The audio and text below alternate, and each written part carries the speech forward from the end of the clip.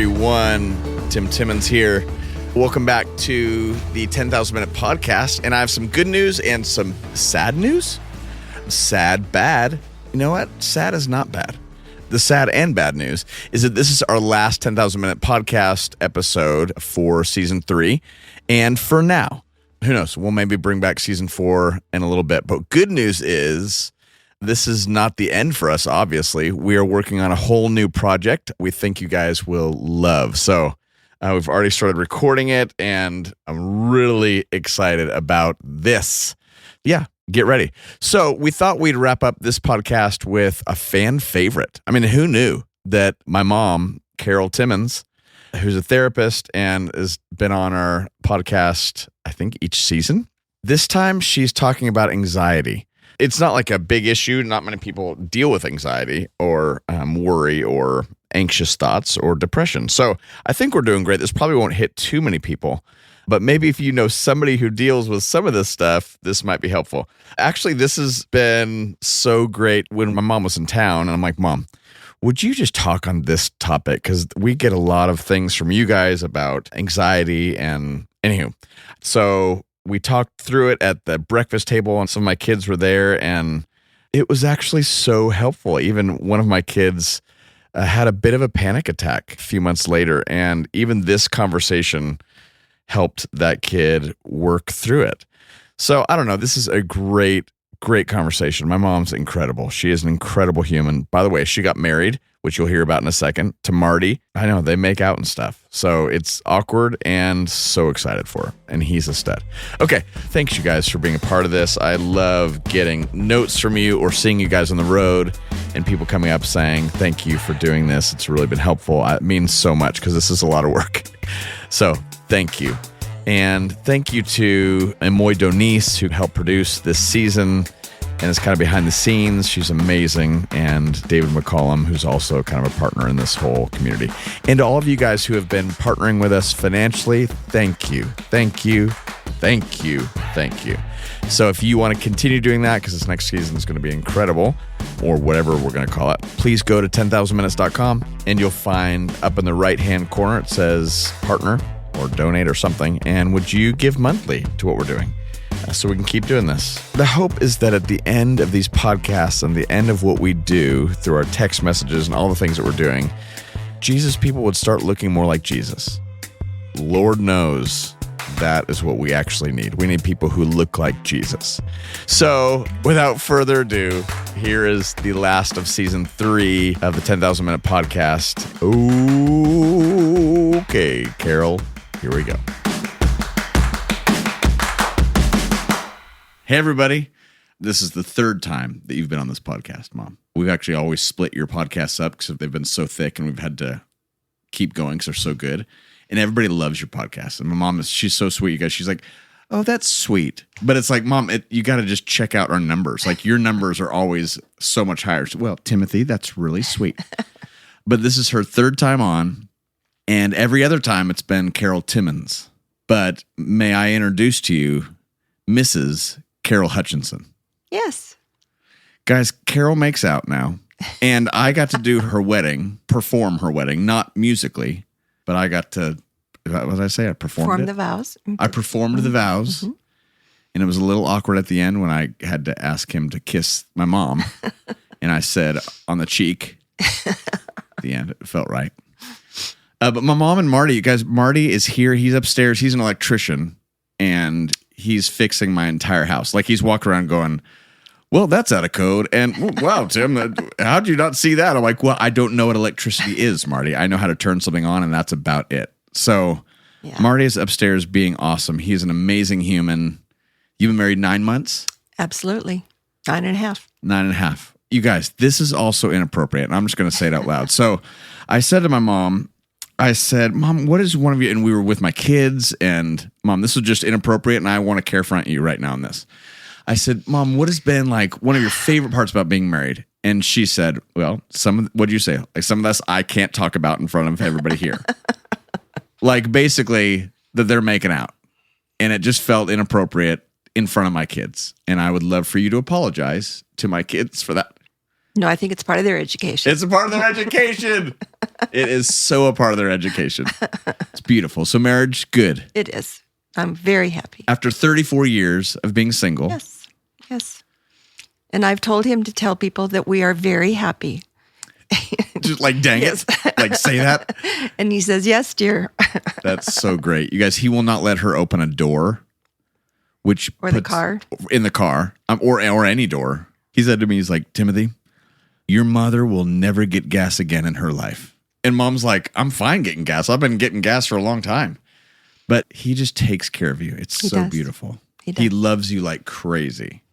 I mean, he just talks about you, and I'm like, Marty, you can say some bad stuff about her. It's fine. Like, I know the deep stuff. And he's like, I just enjoy her. He just enjoys you. He's perfect. Not perfect, but perfect for you. Like the way that he can hold your tensions, you hold his tensions. It's just beautiful. We feel it was a God-led relationship, and we're so grateful. Oh, so good. Mm-hmm. So Marty and Mom been here all week partying. But I said, Mom, it also sucks to be you because you've got to be on my podcast. So you're going to have to spend a day. And what would we want to talk about? Because I love talking to therapists, because my question is always like, what are you hearing all the time? Because you're hearing the heartbeat of a whole generation of people. I mean, because you're getting women and men and kids, and you're hearing like what's really going on in the depths of people's hearts. And so I love saying, what's really going on? What are you seeing? How can we figure out how to be more aware of things going on, and also join Jesus in the midst of these things? Right. So that's the point of 10,000 Minutes, is not just to hear more cool theology, but who cares about our theology? The demons have way better theology than we do, but it's us to live out this way of Jesus in the midst of hard things. So I was asking Mom, I said, what are you seeing? What are you learning? What are you curious about? And she started talking about how much anxiety she's seeing. That's right. Well, we all have fear and anxiety.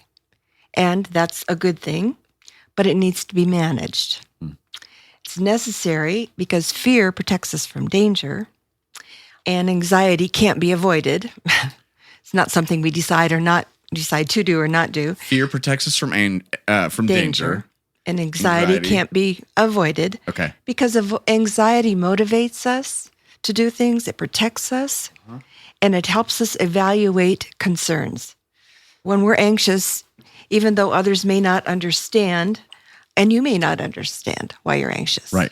Like it's just a feeling. It can be overwhelming and can be confusing. Okay. The good news is that anxiety can be managed. And that's often a real relief, because when we learn how the brain creates anxiety and we realize that we can change our brain, we can rewire our brain to be less anxious, and we can understand where it's coming from, so that we don't always believe all the things that our brain tells us. Yeah. That's one thing about anxiety. It can lie to us. There are parts of the brain can lie to us, but how often is our brain lying to us? Fairly often. I think we'll get into that. But we can't promise an anxiety-free life. Yeah. There's just no way. In fact, it wouldn't even be good for us. We need anxiety. But today we're just going to talk on the meaning and the purpose of anxiety and some ways to manage it. I love it. Part of this is because you're seeing so much anxiety. I am seeing a lot of anxiety in all areas of the generations. We're seeing a lot of anxiety in our kids, in our young people, our college, especially our college age. The number of kids that are vaping. There's a lot of drinking going on. Just due to like the coping. Yeah. Is this something that we just actually have language for now? Or has this always been going on? I think we've always been anxious. And we can't avoid that. That's just a human experience. These days are so pressured, and the time, the expectations on kids. Yeah. And then not only all of that, because we don't live in a wartime. My goodness, if we lived in wartime, that would be highly anxious as well. We don't live in wartime, but there are so many ways that people can mitigate their anxiety that are not good for them. The vaping and the drinking and some medications and drugs and so forth. So there are a lot of ways to lessen anxiety that seem as though they're lessening anxiety, but they really long-term don't work. Yeah. So we want to find out what are the long-term healthy ways to manage, not the unhealthy ways that a lot of kids are trying out. And so anxiety is not a bad thing in and of itself, or is it a bad thing in and of itself? No, it is not, because it motivates, it protects us, and it helps us evaluate our concerns. If we're anxious about something coming up, it makes us stay up a little later and get it done. Yeah, right. So there's a healthy element to this. So it's a whole spectrum. There's a spectrum of an anxiety. That's right. That's right. From helping us to major panic attack, feeling like you're dying, you need to go to a hospital because you feel like you're about to die. That's right. It can be on a spectrum. That's a good way to put it. Okay. This podcast, in a sense, is saying, how do we have a healthy relationship with anxiety? That's right. How do we have a healthy relationship, and how do we tell ourselves that some things are not worth being anxious about in the right way? We can't just say to ourselves, calm down. Stop it. So what's the guy's name? Newhart, Bob Newhart. Bob Newhart, you guys, if you've not seen that Bob Newhart sketch, it's on just YouTube, put on the YouTubes, Stop It, Bob Newhart, or Therapist, Stop It. And his answer, he said, I've got two words that I'll give to you. Don't say it. Yeah. Oh, yeah. Anyways, Mom's saying, don't give it away is what she's saying. It's just so good. So it's not just saying stop it, like there's something else going on. People say, calm down. Well, how are you going to calm down? Right. That is the worst thing you could say to somebody who's very upset. Right. Calm or just down. You shouldn't be upset about this. Like that's what I say to my kids sometimes, which is a really good parental move. Yes. Like, this is the dumbest thing in the world to be freaking out about. Yes. I mean, I don't say that about like anxiety things, I don't think.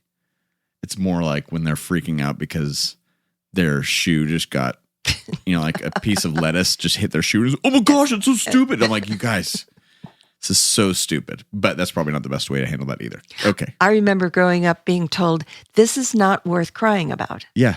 But I always wondered, well, what is worth crying about? Well, I'll show you. So, no, that wasn't that way. But just if something is not worth crying about, something must be worth crying about. So what's the difference, and how do I handle it? Yeah. We didn't talk about that. But right. Well, today we might get into some science, and I'll just give some terms, but I don't think it's necessary for people to grasp the technicalities of the names of things, except one thing I hope they remember. Amygdala. Okay. Amygdala. Amygdala. Okay. We're going to talk about two different parts of the brain, the cortex and the amygdala. Okay. There's another one, the thalamus. Okay. So I'll mention those. But if you can just remember the amygdala, I think you will at the end of this. And I would like to give credit to the author of a book that I have used in preparation for this. The author is Dr. Catherine Pittman, and the book is Taming Your Amygdala. The second title is Brain-Based Strategies to Quiet the Anxious Mind. So excellent book. And so I got a lot of good information and things that help me in my practice. Yeah, I love that. Okay, so help us having a healthy relationship with anxiety. That's right. Not discounting it, but appreciating the fact that we know how to use it well. Yeah. And we can manage it. Okay, so neuroscience tells us, neuroscience is the study of structure and function of the nervous system and the brain, but it tells us that there are two separate pathways to anxiety. Okay. And if we can get a grasp on those two separate pathways, I think it's encouraging, it's helpful, and I think it's calming. And it's the way we can calm our anxiety if we understand those two different pathways. Okay. Let's just imagine that, just an example here, you're on the freeway and a car is coming toward you, and he is coming into your lane, and you are terrified that he might crash into you. Yeah. So you slam on the brakes and you turn out of the way, and he passes by and you're not hurt. Okay, what happens? That's a huge stimulus. This stimulus, first of all, goes into the thalamus, which is a little part in the brain, a little function in the brain. It's an actual place in the brain. Mom's pointing to the center of her top of her head. That's right. Okay, so that's the thalamus, center of the top of the head. Okay. And then it goes into one of two other separate places. Okay. Either the cortex or the amygdala. Okay. The thalamus is almost as if you could say it's... You said it was a Grand Central Station. The Grand Central Station. Yeah. We talked about that last night. That made sense to me last night. Yeah. So the thalamus then decides, well, it's going to do a number of different things. The thalamus points it to the cortex, into the amygdala, and it also speaks to different organs in the body. Okay. But it's the Grand Central Station. By the way, everybody, this nerdery that my mom's doing right now, there's a total payoff. So yes, keep sticking around to the nerdery. And if you know all this stuff, then just move on past. But this is actually really beautiful and helpful, and we'll get us somewhere. Go for it, Mama. So it goes in one of two places, two pathways. We're going to talk about the two pathways, but I want to talk about what is anxiety. It's a complex emotional response similar to fear. But it's different from fear in the sense that fear is typically associated with a clear and identifiable threat. So if I see that car coming toward me, I am going to fear. Yep. Okay. Anxiety, however, is when we feel a sense of dread or discomfort, but there's no identifiable danger. Yeah. So you can see the difference. Yeah. Fear and anxiety, but they're both a little bit different. What is fear more reality, potential reality, and yes, anxiety is potential reality? Potential reality. Mm-hmm. Okay. Mm-hmm.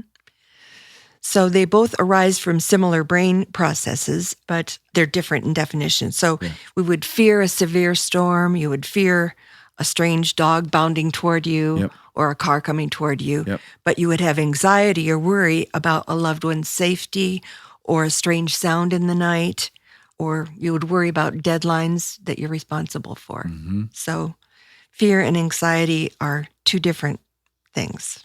And you just used the word worry. You used it synonymously with anxiety. Yes. Worry can come from fear, but fear is the identifiable threat. Okay. And then worry is when we are talking about it in our mind. Yeah. Is anxiety more of the state and the worry is the action? I've never thought of it like that before, but it's like I'm anxious and what I do is the action is I'm worrying. Yeah, that's true. Because of fear of this thing happening. When we are fearful and we are anxious, there are responses.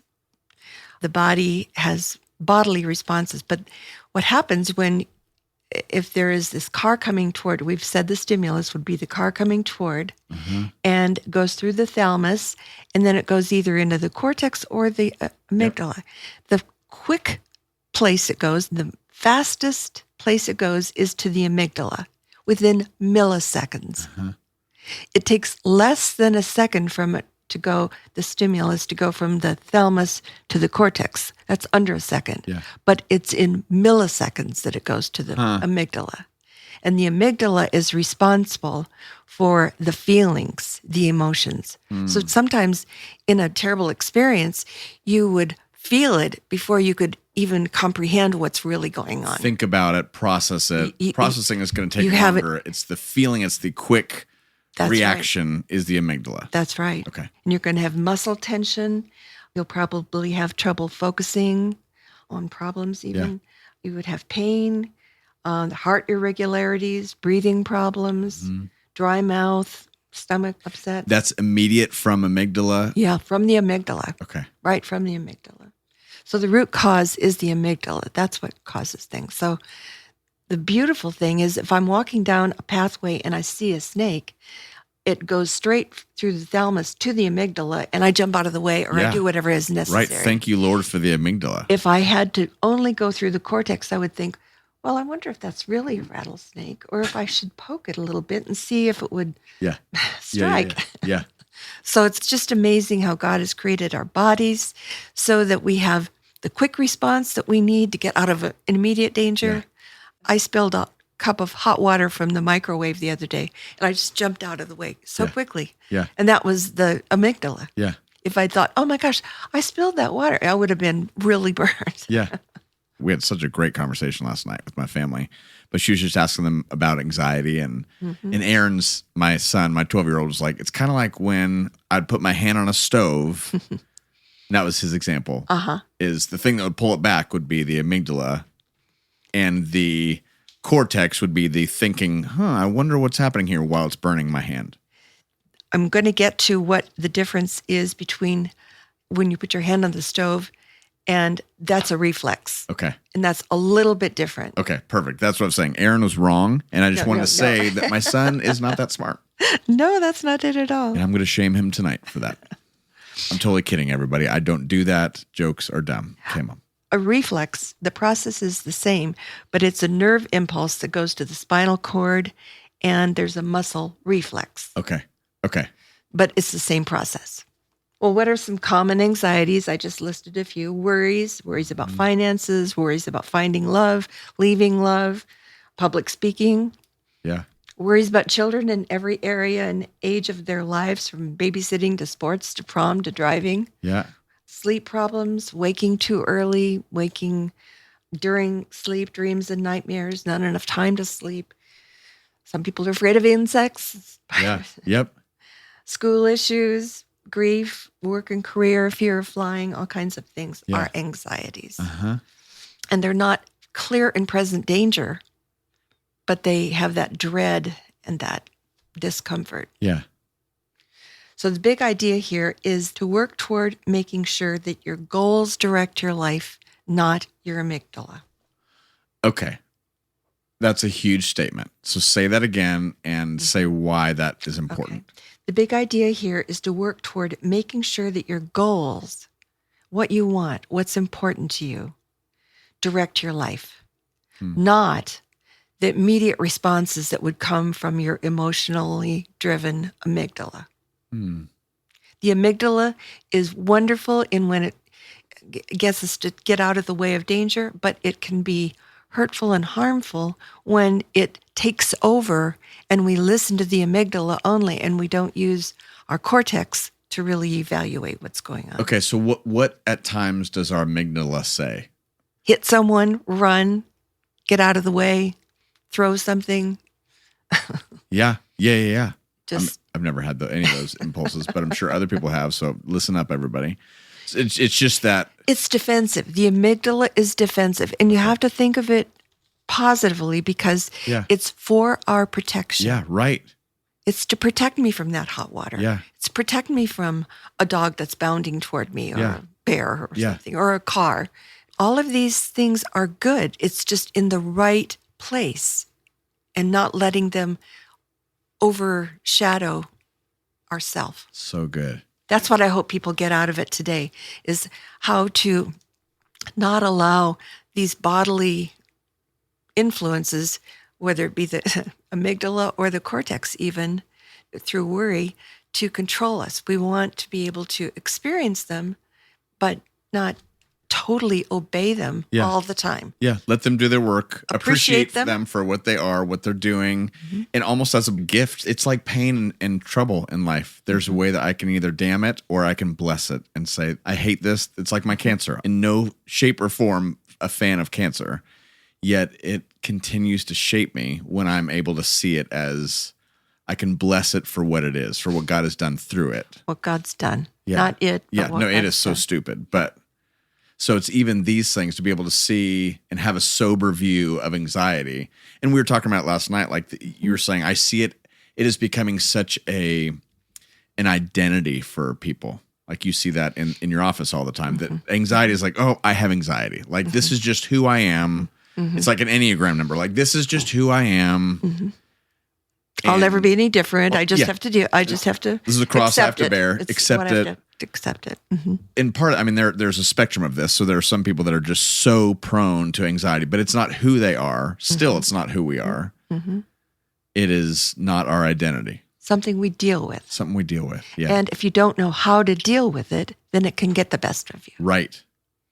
Yeah. Then it becomes who you are. Right. I mean, sadly, we think it is. We live as though that's true, at least. Yeah. That makes sense. Right. So we have a stimulus goes through the thalamus, and then it goes central station, then quickest to the amygdala. But it also goes to the cortex pretty much, I mean, within a second. Right. So we're not talking long distances. Somebody has said that the amygdala sees before you do. It smells, it reacts quickly, it takes defensive action, and it doesn't think. the amygdala can react before the cortex has time to even finishing processing what happened. What just happened? Yeah. It's a rapid detection of danger and begins changes in the body, and it elicits fear and anxiety. Huh. There are two pathways. One is the amygdala pathway. We have a stimulus, goes through the thalamus. Then there's the amygdala pathway or the cortex pathway. Uh-huh. The cortex pathway is much more in depth. That's got more information than the amygdala. The cortex pathway allows us to perceive and interpret what just happened and to use logic. There is no logic in the amygdala. Yeah. The amygdala is just immediate Response. protection. Just get out of danger. Yep. Get out of dodge. Yep. Throw it, kick it, run away. This might be off, but like when my kids, when we say their brains aren't fully developed, is part of that our thing? We talked about lizard brain the other day, but their quickest response, and I've got this too, when I get to a place when I've been so put up against a wall and I'm like, take it. And then I'm like, I'm freaking done taking this. And it's like, I just go quick to that. Is that the amygdala or is this a whole different thing? Is this another Well, podcast? if you're perceiving it as danger, that's it. That could be. There could be something more complicated. I'm not medical, so I can't tell you exactly. But yes, that would be more characteristic of the amygdala. Just, I'm getting out of danger. If you kids are keeping me from my peace of mind, get out of here. Yeah. Whatever. Yeah, one of my sons is really aware of every little thing that's about to go on in life, every little thing. And so he can act not nice to his siblings, but it's out of fear. It really is out of fear of them getting hurt or something. It's we're like, buddy, you could probably say that better. I love your heart in that. But it's this quick response of pushing them away or hitting them or whatever, but it's actually more out of fear than anything else. Right, probably a fear reaction. Yeah. Okay, sorry. No, that's good. That's good. So the cortex pathway takes longer. The amygdala is just rapid response. Okay. Cortex is much more in depth, and the cortex can read words. Cortex can interpret concepts. It can recognize details. It can retrieve memories and knowledge. So, it's a whole computer. Yeah. You can think of the cortex as the computer. Yeah. And I don't know what you would say about the amygdala, but it's just the fire engine. Yep. Fire hose. Yep. But the cortex cannot produce fear and anxiety. The amygdala does that. But both pathways connect, and they do connect somewhat. That's crazy. So the amygdala is producing fear and anxiety. The amygdala is in charge of the emotion. Wow. Cortex is in charge of the logic, interpretation, brain. logic, memories, Yep. and all of that. The amygdala produces the reaction of fear, anger, the shaky voice in the body, the muscle tension, can't breathe. Yeah. Not the cortex. Cortex doesn't do that. The amygdala does all that. The cortex is taking all the information and evaluating all the information. Okay. So we have to calm the amygdala, not the cortex. So the title of the book is Taming the Amygdala. Right. We can feel afraid or anxious even if our thinking mind, the cortex, tells us there is no danger. Because if the amygdala says, I'm darn scared, the cortex can say, there's nothing to be afraid of. And the amygdala says, I don't care. Right. Okay. So, this is getting a little bit more practical. I think so. Then we're just moving into social anxiety. Friends that have social anxiety, their amygdala is saying, there's danger. There's danger here. This is not going to be good. I've seen this movie before. Right. And who knows what association comes with that. Right. Because the amygdala perceives information with association. So a squirrel who doesn't have a complicated cortex, can't logic things, picks things up by association. The squirrel runs into the yard where there's a dog, and the dog barks it out. And it realizes that yard has a dog. Yeah. So association, dog, yard, don't go. Okay. It's not like it's thinking, wonder if I... No, it's the amygdala. Yeah. Another thing about the amygdala, it perceives danger and it reacts before the cortex. It sets in motion body reactions, such as it increases the heart rate. We have rapid breathing, dilated pupils. Now, why the heart rate? I mean, God has done all this. He's created this way so that if there's immediate danger, why would the heart rate increase? That would be so that more blood is going to the limbs and to the arms and the legs to get out of danger. Yeah. Rapid breathing, so we have a clear lung breathing way. Dilated pupils, so we can see better. Slower digestion, because we're not hungry at a time when we're anxious or... Yeah, right. The body says that's not as important. What's as important is to get out of danger here or to manage whatever anxiety is coming up. Yep. So thank you, amygdala. Yeah, right, right. The intent is always to protect. Yeah. That's the thing to remember. It's always to protect. We may get frustrated with the amygdala for the emotions that it brings up and for all of the bodily responses we have. Yeah. We can get shaky, the heart, voices breaking. Yeah. But thank the amygdala because it's protecting us from danger. It's the alarm system.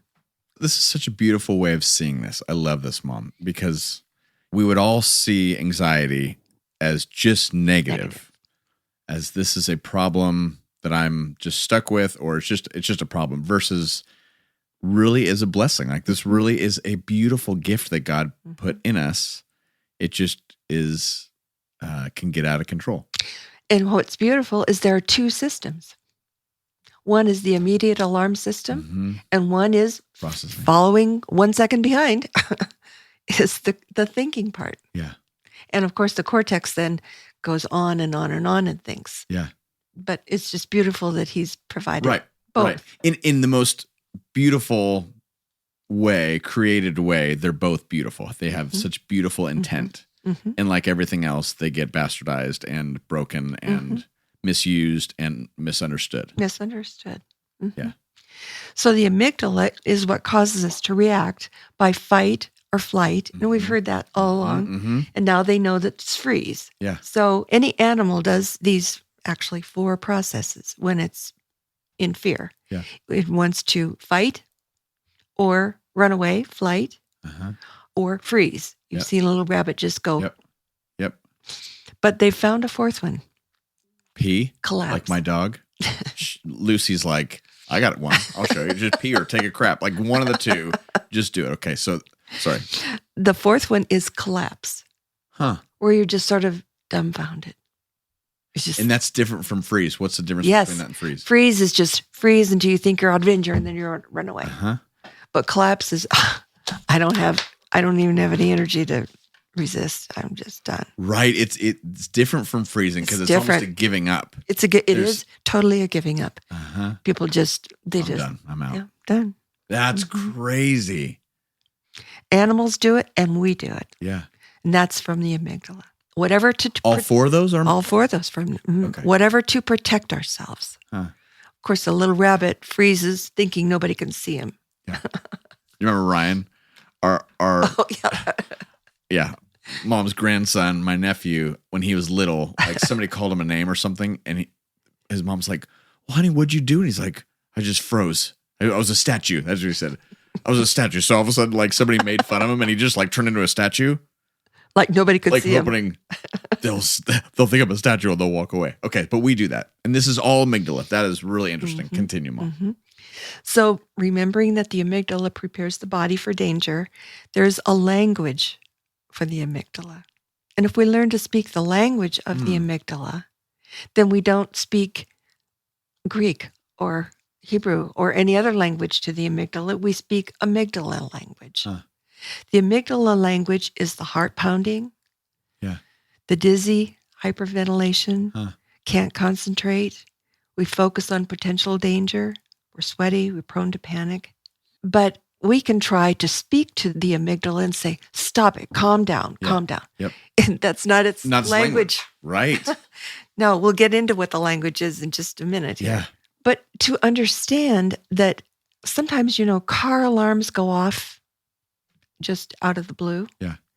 Alarms can go off by mistake. And Because the amygdala has incomplete knowledge, especially compared to the cortex, it's apt to react even to safe situations as if they were dangerous. Say that one more time. Mm-hmm. We know that alarms, even in our everyday life in machines, can go off by mistake. Huh. Our amygdala can go off by mistake. Huh. Because it has incomplete knowledge. It's just an immediate reaction. Doesn't even think about it. So it is apt to react to even safe situations as if they were dangerous. The amygdala reacts the same way whether the situation is dangerous or benign. It could be dangerous or it could be misinterpreted. It could be dangerous or it could be overestimated. But the amygdala, because it doesn't have a mind to think, it's not logical, it reacts.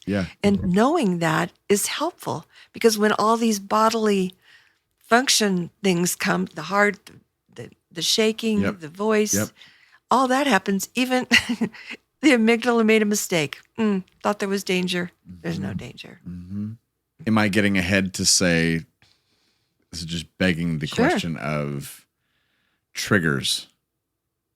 When I hear a certain thing or see a certain thing happen, it's just hearkening me right back to a certain situation or thing that happened in my story that I go right there. Or if Hillary says something to me that's so benign, I mean, it's such a small thing she says, but for years or at one point she said something and it really hurt me. And I can go to that place, even though it's not even something I need to react to. That's right, because the amygdala works on association, like I said about the squirrel. It associates. If danger and a foghorn went off, then those two associate. And so when a foghorn goes off, you're going to think there's danger. It's not. So that's why we can be fooled by our amygdala. My gosh. We love it, but it can also fool us. Every day. Every day. I live with such panic, Mom. I see everything that could almost go wrong, which is just so sad. And my poor kids are like, Dad, would you let me walk with my two legs? Like, don't just hold my hand. I'm 16, Dad. I'm 16. But I know what could go wrong. And I'm just, sometimes I react out of that and trying to hold them back from it or hold me back from something when I've seen it happen before, but I can definitely react. Well, that would probably be from the cortex. Because you've had experience, you've thought it through, you've been there, done that. You don't, but the amygdala thing is when I'm driving and I see something about to come and I go, and my arm goes to protect whoever's next. And they say, please don't hit me in the chest when you put your brake on. Sorry, I just... Okay, that makes sense. Great. That's the amygdala. I'm reacting by association. Okay. Perfect. Thank you. Now, sometimes people will be critical when people are anxious, and they say, "Well, you shouldn't be anxious. You shouldn't be. It's not logical." But even if other people say your anxiety isn't real because it doesn't make sense to them, you may be experiencing real emotions, body reactions. So don't always trust your amygdala. It can be reacting to something that it thinks is danger, but it's not really. So you can say to yourself, this would be a healthy thing to say, my amygdala is just very upset right now. I'm going to use that. Use that tonight. So don't always trust your amygdala. The reactions are not always needed or helpful or the best way to handle things. Okay, so I thought, because I'm staying here with you with the kids, I just thought of an example because of Lucy. We love Lucy, the dog here. The dog. You guys, that I keep trying to give away Lucy. Okay, well, let's just pretend that I'm grandma and I'm staying here while you and Hillary go somewhere with the kids and taking care of the house and the kids. And Lucy is here. And let's say that Malia, who's driving age, gets up and unbeknownst to me, she just goes out of the house to run an errand. She didn't say anything to me, and I didn't know that, but she gets up, she gets in the car, she shuts the door, turns on the car, and drives away. Little dog, Lucy, runs to the window, barks, barks, barks, barks, barks. That's the amygdala, the association. of closing the door, turning on the car, and the car driving away. Mm-hmm. Yep. She sprints to that front window. I mean, it's quicker than lightning. Yeah. It's not like she saunters over the window. She runs to the window and barks and barks. Yes. So she has an emotional response to the door and the car and the driving away. Yep. Okay. Lucy is the amygdala. Totally. Now, I represent the cortex. I hear the door shut, the car leave, and I wonder who left and where they went and why did they leave when they didn't tell me and when are they coming back. Mm-hmm. And I go to the window to see Malia driving away, and I figure she's on an errand and that she'll come back soon. So I can now come over and speak softly to Lucy that it's okay. Malia will come back, and I'll pet her and rub her tummy, calm her down, instead of yelling at her, Lucy, shut up. Shut up. Yeah. I don't do. Yeah. No, nobody's ever been in this house. No. But that's what we need to do to our amygdala. Huh. Whether it reacts before we're able to get there to our cortex. We need to calm the amygdala down because it's got emotions, and emotions and bodily reactions don't go away quickly. Yeah. They have to be calmed. And so you don't speak to them only. The amygdala doesn't understand English. So what are ways we calm our amygdala? The amygdala is very able to learn new things. That's a good thing. Yeah. If you speak its language. Right. Not words or explanations or commands.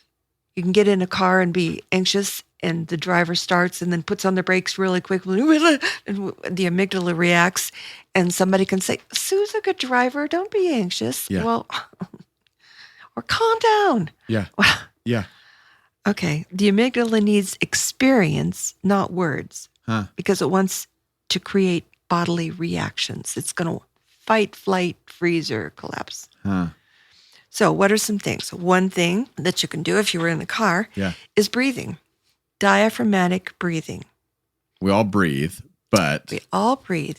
But this slow diaphragmatic breathing, but just slow breaths, actually about 6 or 7 a minute, where you breathe in and then you breathe fully out. You take a deep breath and then you breathe fully out slowly. If you can do that deep breathing for 2 minutes, you actually reset your whole amygdala. You reset your whole system. And that's something you can do if you're in class or if you're in a board meeting or you're with other people. People really don't know what you're doing. You can just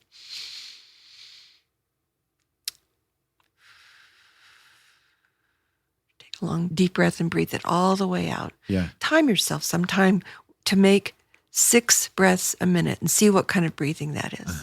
But if you can do that for 2 minutes, you reset your entire system. So breathing.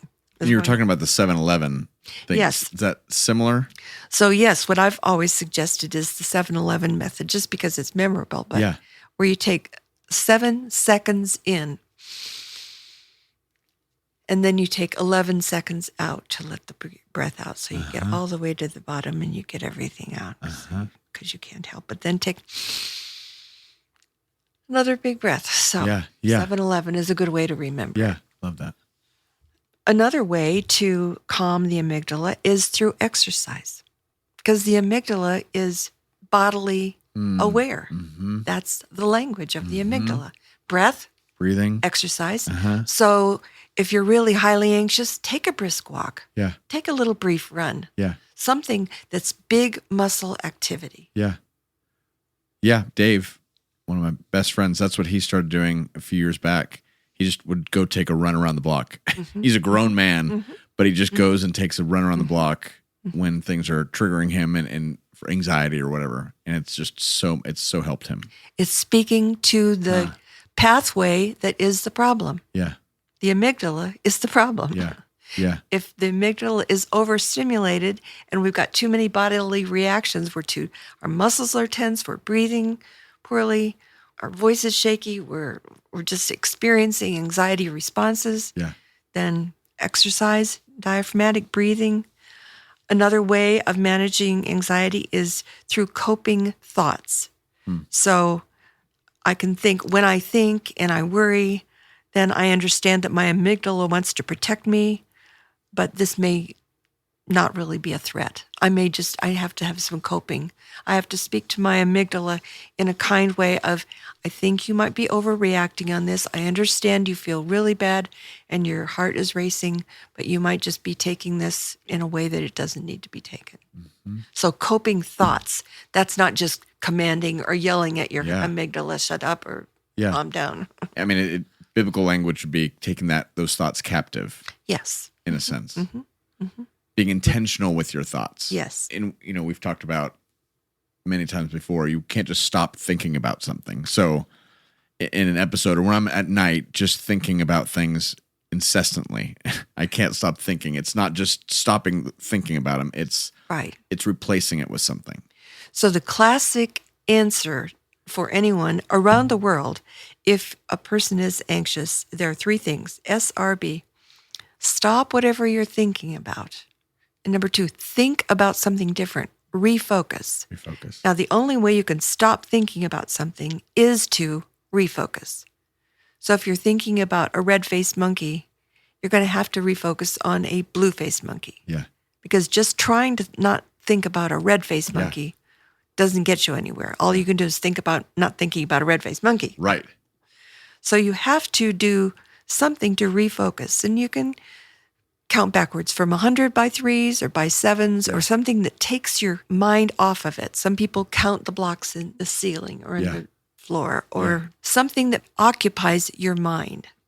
Stop whatever you're thinking about, refocus on something else that occupies your mind, and then do this long, slow, deep breathing. Yeah. And you will be able to keep yourself from a panic attack. Mm. Some people worry that they're going to be having a panic episode or a panic attack, and it's just crippling. Yeah. Yes, it just holds them where they can't move. Yep. And so if you know that if you stop, you refocus, and you breathe, you need never have another panic episode or a panic attack. That's comforting. Mm-hmm. Can you give a distinction between episode and attack? An episode would be just a mild kind of an attack. I'm breathing. I'm feeling this. It's like, oh my gosh, something's coming on. It's just. I'm really upset. Yeah. But a panic attack is something that happens when people just feel debilitated. They feel like they're having a heart attack. Yeah. They don't know if they're going to die. Yeah. People go to the hospital, and the hospital says, no, you're just having a panic attack. Your heart's just fine. Yeah. But it feels like like you're going to die. Right. Yeah. We don't want panic attacks. Yep. We probably all will have panic episodes from time to time. Yeah. But a panic attack, we don't want, and we don't have to have it. You stop, refocus, and breathe. Yeah. Another way to manage the amygdala is through imagery. And sometimes when I'm in session and someone is recalling something very difficult, I can say to them, let's just go to your safe place right now. And beforehand, we've talked about what would be a safe place for them. Just a place that has been in their lives that has been just a calming, safe spot.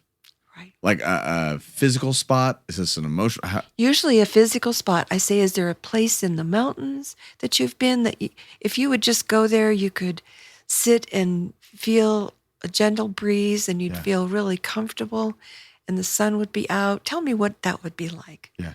Or is there a place by the beach? Yeah. Same thing. I've chosen a safe place in my wingback chair in my living room. Yeah. I just love that wingback chair. Yeah. And I can feel safe. I feel something around me, behind me, and I feel like I'm in charge, but I'm resting. That's my safe place. Yeah. But everybody should have a safe place where if they're really overstimulated or upset, they can go to their safe place. And when we do safe place installation, I always suggest, okay, what's the sun doing? Is it rainy? Is it cloudy? Is it bright and sunny? Yeah. Is it just warm with a gentle breeze? Or is it cold and you feel cozy inside? Yeah. And what's the lighting like? So we really set the scene. And what do you do with this? You say, let's just go there for a second. Let's just go to the safe place. Tell me about it. And if they don't want to talk, they can just close their eyes and imagine being in a safe place. Yeah. And when do you say this? In a session, what is somebody doing that you're bringing them into this spot? Well, ordinarily when I'm doing that, I won't explain it, but I'm doing a kind of therapy called EMDR. Okay.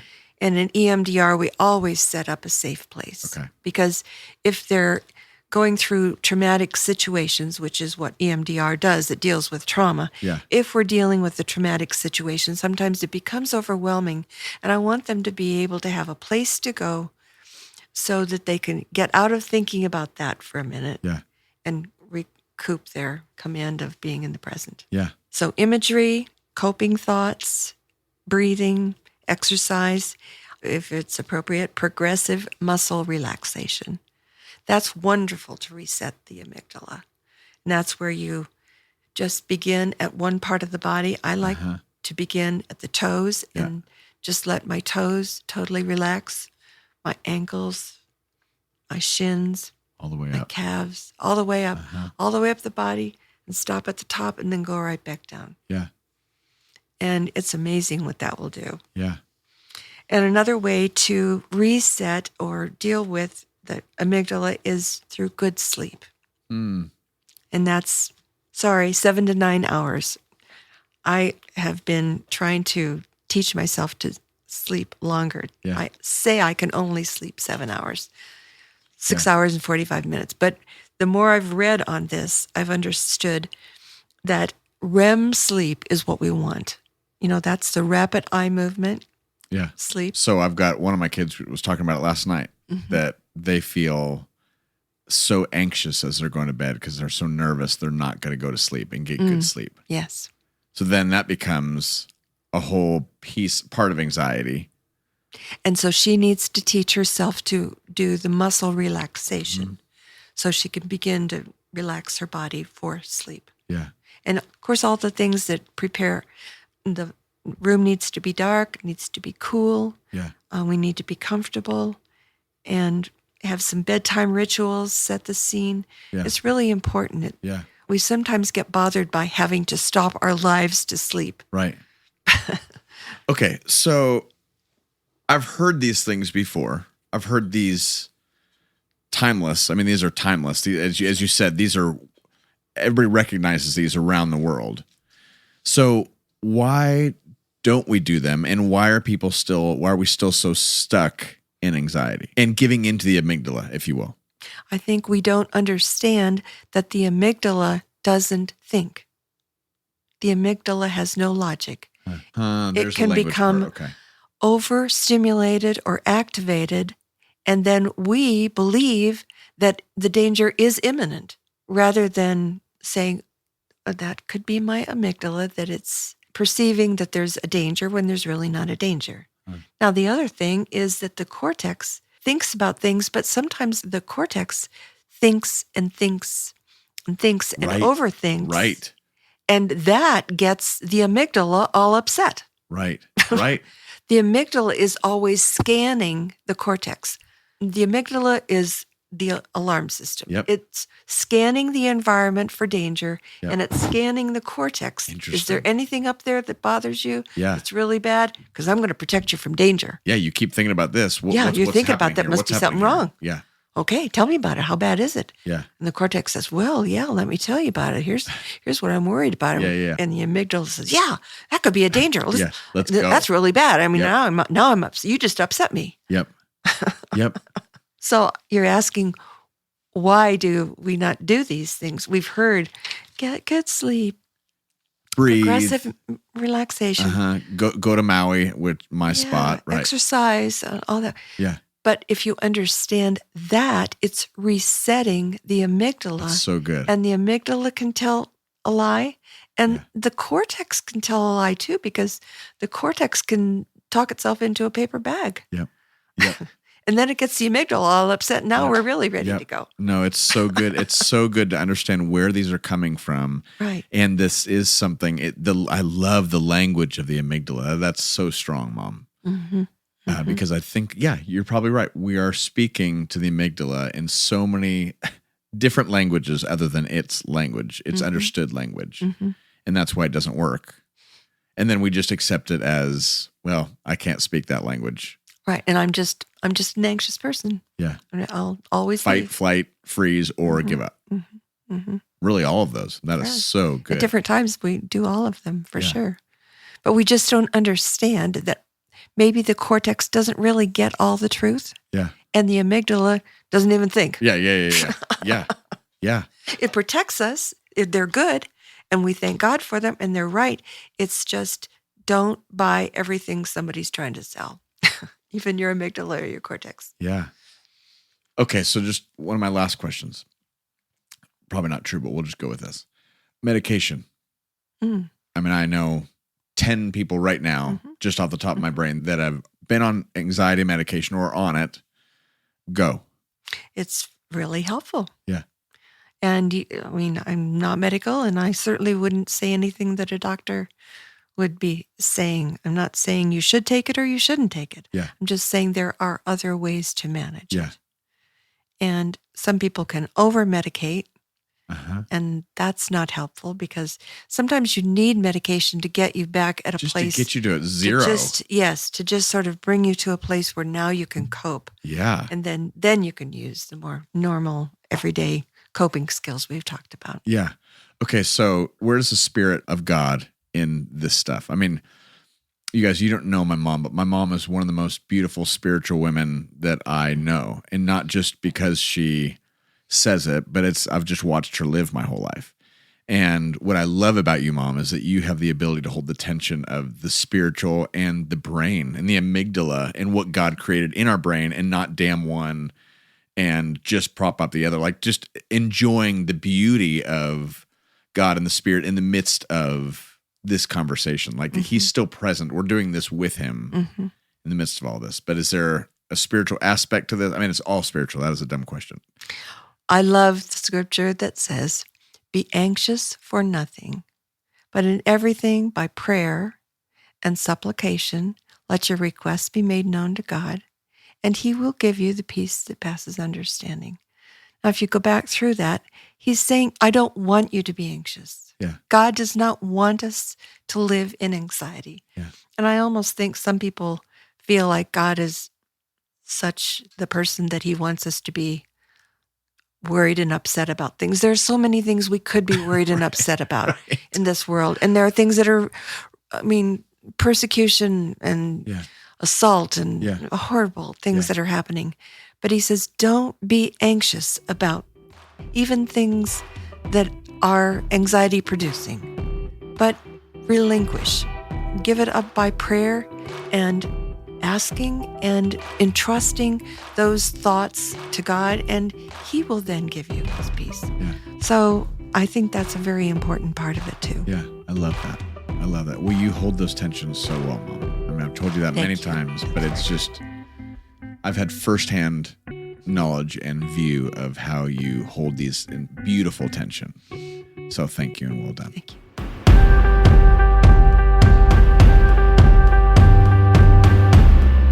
Well, I hope that was really helpful. I know that's been helpful to me and just to my family, so selfishly. And I hope we feel a little bit more normal, like you're kind of in this with the rest of us and not so alone.